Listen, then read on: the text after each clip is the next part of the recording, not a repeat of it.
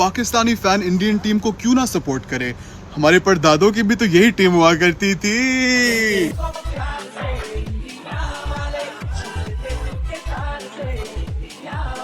बिल्कुल, बाप की जीत में ही बेटे की खुशी होती है।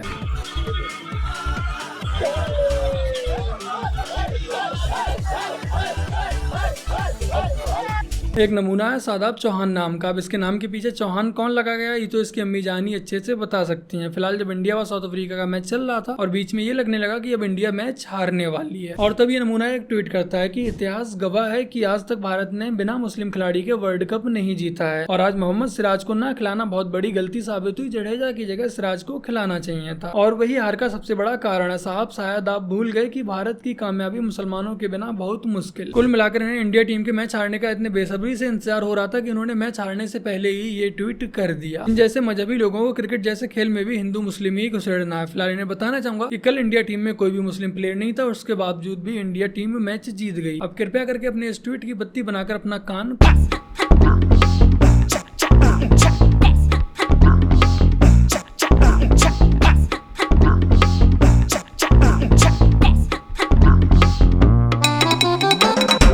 लिए नहीं है, ये है सिर्फ लोकल मकसद के लिए। कौन खेल रही लूडो? हाँ वो याद सतावे ढोला, मैं सबर करूं अब कौन में, चॉकलेट को लहंगा मैं साड़ी ले आई लोन में। वो सब ठीक है, मुझे भी कमल का फूल ही पसंद है, लेकिन कृपया करके ये बताने का कष्ट करें जो गाना बज रहा था बैकग्राउंड में ये कौन सा गाना था।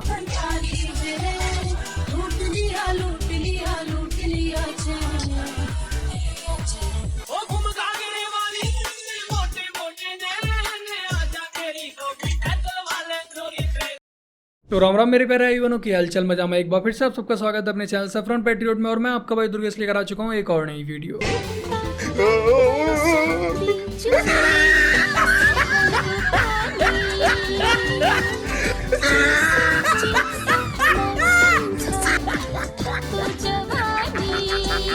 भाई ये जिसने भी एडिट किया मस्त एडिट किया। अब दिल्ली की जनता ने केजरीवाल को चुना तो दिल्ली की जनता को भी कुछ ऐसे ही आनंद लेने चाहिए। बाकी का आइए आपको एक बहुत ही ज्यादा सीरियस व सेंसिटिव वीडियो दिखाते हैं। इस वीडियो को कृपया ध्यान से देखिएगा और ध्यान से सुनिएगा, स्पेशली जो हिंदू बहनें इस वीडियो को देख रही हैं वो। कल रात थाना कोतवाली पुलिस को मुखबिर खास द्वारा एक सूचना दी गई कि दो व्यक्ति जो मोटरसाइकिल से काली नदी की तरफ गए हैं और वहां पे काली नदी पे जाने के बाद में एक बोरे को नदी में बहाने की कोशिश कर रहे हैं। इस सूचना पर तुरंत थाना कोतवाली पुलिस और एएसपी साहब द्वारा मौके पे पहुंचा गया और जब दोनों जो लड़के वहां पे इस बोरे को बहाने का प्रयास किया था उन्होंने पुलिस को देखते ही उनमें से एक वहां से फरार होने में कामयाब रहा। दूसरे लड़के को वहां पे भोर गेट पर जब पकड़ा गया और उससे पूछा गया और उस बोरे को निकलवा के नदी से, और जब देखा गया तो उसमें एक सरकारी लाश थी और जब इससे पूछा गया तो इसने बताया कि ये जो लगभग 21 वर्षीय युवती है, इससे इसने 6 महीने पहले शादी की थी। ये युवती उत्तराखंड के कोटद्वार की रहना इसके द्वारा बताया गया है कि इसने इससे अपने घर वालों से छिपाते हुए इससे शादी की थी और न्याजीपुरा में कमरे का किराया लेके इसको अलग से अपने घर वालों से छिपाते हुए इसको रखा था। पिछले 6 महीनों के दौरान इन दोनों के बीच में कई बातों को लेकर अनबन हुई और आपस में झगड़े होने लगे।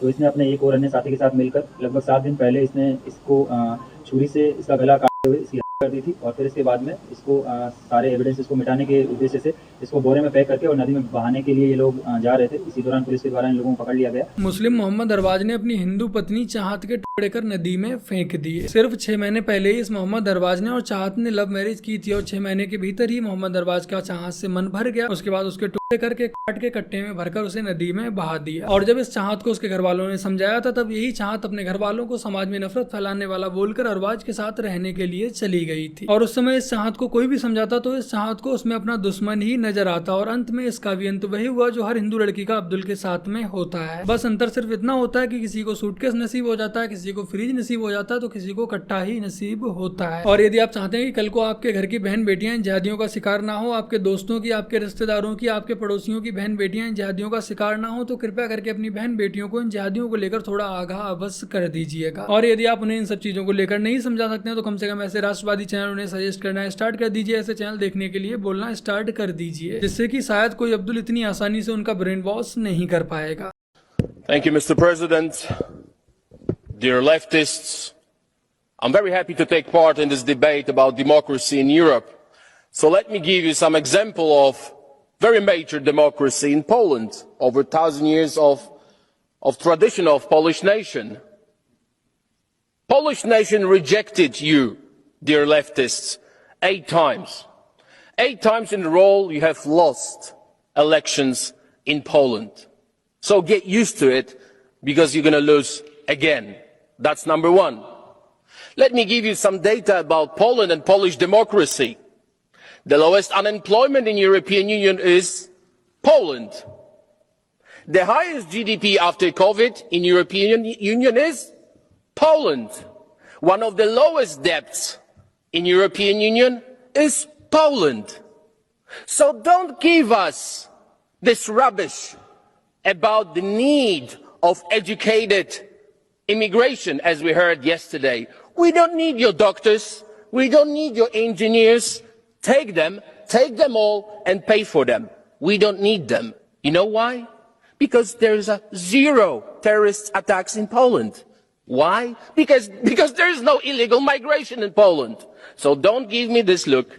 Don't give me these arguments about the populism, because this is a fact. This is your data from Eurostat. So we don't need your engineers. We don't need your doctors. Take them. Do not teach us. Do not teach us about democracy, because we know what the democracy is. So learn from Poland. Be like Poland.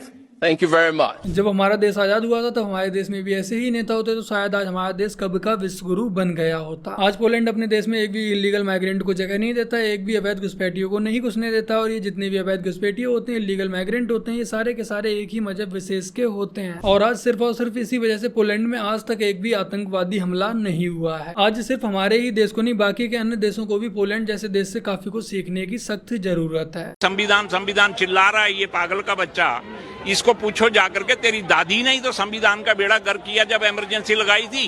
नहीं पढ़ा सकते हो, लेकिन Muslims को आप मदरसे के लिए पैसा देते हो। ये किसने किया? कांग्रेस ने। बाबा साहब अम्बेडकर ये सब करके नहीं गए।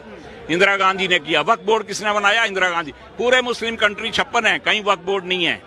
इंडिया में है। क्यों भाई? तुम इनको माइनॉरिटी भी दे रहे हो, वक्फ बोर्ड भी बना के दे रहे हो, और वक्फ बोर्ड में जितने भी वर्कर हैं, जितने भी ऑफिशियल हैं, सारे के सारे मुस्लिम हैं। वो कभी भी आपकी बात थोड़ी सुनेंगे। वो जाते हैं तमिलनाडु में, एक पूरा हिंदू का गांव मतलब 50,000 साल पुराना होगा, उसको इन्होंने बोल दिया ये वक्फ बोर्ड प्रॉपर्टी है। किसके पास जाओगे? क्योंकि रूल इंदिरा गांधी ऐसा बना के गई और जवाहरलाल के वो चेंज ही नहीं कर सकते हो आप। तो इन लोगों ने तो बेड़ा गर्क किया पूरे से। 5 साल जो 5 टर्म 25 साल एजुकेशन मिनिस्टर मुस्लिम रहे, उन्होंने एक भी हिंदू का कल्चर जो है उसको आगे नहीं बढ़ने दिया। चचा ने तो कांग्रेस की बखियां ही उधेड़ दी। इसकी दादी ने संविधान की ऐसी तैसी कर दी, परकच्चे उड़ा दिए, और इसने अब संविधान को बचाने का ठेका लिया है। ये भी ठीक है। सड़कें बहुत मायने रखती है किसी भी जगह के लिए। अमेरिकी राष्ट्रपति ने कहा था कि अमेरिका की सड़कें इसलिए अच्छी नहीं है कि अमेरिका विकसित है, बल्कि अमेरिका विकसित ही हुआ इसलिए क्योंकि यहाँ पे सड़कें अच्छी थी। अगर किसी भी राज्य में एक्सप्रेस वे का जाल बिछा हुआ है, उस राज्य को आगे बढ़ने से कोई नहीं रोक सकता है। और बिहार को जो कहा जाता है ना कि आगे बढ़ेगा, यहाँ पे लॉजिस्टिक कॉस्ट 18% है। मतलब एक सामान जो भी आप यूज करते हैं ना, उसमें 18% पैसा केवल उसके ट्रांसपोर्टेशन का लगा है, जबकि दुनिया का कोई भी देश जो विकसित है उसका लॉजिस्टिक परसेंट 8% से ज्यादा नहीं होता। तो हमारे बिहार में जो महंगाई है वो 10% तो फालतू है, 25% तक का बिहार का on an average 20% logistic cost है बिहार का। कई जगहों पे तो 25% है।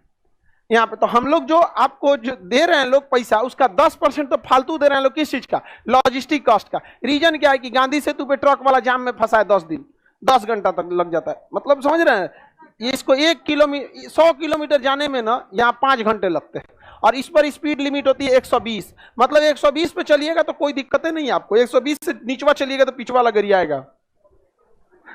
समझा? अब सोचिए 1 घंटा से भी कम, 50 मिनट में 100 किलोमीटर। आप लोग 100 किलोमीटर कभी कल्पना कर सकते हैं बिहार में 50 मिनट में आएंगे? जिस दिन आप बिहार में 100 किलोमीटर की डिस्टेंस 1 घंटे में चल सकते हैं, तब आप कहिएगा कि बिहार आगे जाएगा। बाकी चीजें हो जाती हैं कि जो कहा जाता है ना कि अंधों में काना राजा। तो नेतवा क्या किया? सब एजुकेशन तो चौपट किया है सब बिहार का। किसी को पता ही नहीं चलने देता है कि लॉजिस्टिक कॉस्ट क्या होता है, टाइमिंग क्या होता है, यहाँ पर कोर सेक्टर इंडस्ट्रीज क्या होते हैं। तो लोगों को कहेंगे विकास हो रहा है, जो इतने विकास हो रहा है यहाँ पर। 100 किलोमीटर जाने में 4 घंटा लगेगा। अगर कोई बड़ी कंपनी आएगी ना, सबसे पहले देखती है लॉजिस्टिक कॉस्ट कितना है, कहिएगा 10% से ज्यादा उठ के चल जाएगा यहाँ पर। यहाँ कितना परसेंट है? एवरेज है 20। एवरेज का मतलब होता है वो हाई वैल्यू नहीं है, वो हाई और लो के बीच का एवरेज। अब कहेंगे कंपनी क्यों नहीं आ रही है? हाँ, कंपनी का मालिक सीईओ जाम में फसल लगा, गांधी से चल रहे से जरूरत नहीं। देखो अब चमचे आपस में बैठ के खुद ही डिसाइड कर लें कि खान सर सही है या उनका डॉगी सही है, खान सर ज्यादा पढ़े लिखे हैं या उनका डॉगी ज्यादा पढ़ा लिखा है। तो बस मेरे प्यारे आई बनो, आज की अपनी इस वीडियो में इतना ही। वीडियो को लाइक शेयर कमेंट और अपने चैनल को सब्सक्राइब आज से कर लीजिएगा। चलिए जल्द मिलते हैं एक और नई वीडियो के साथ, तब तक के लिए जय हिंद, वंदे मातरम, जय श्री राम।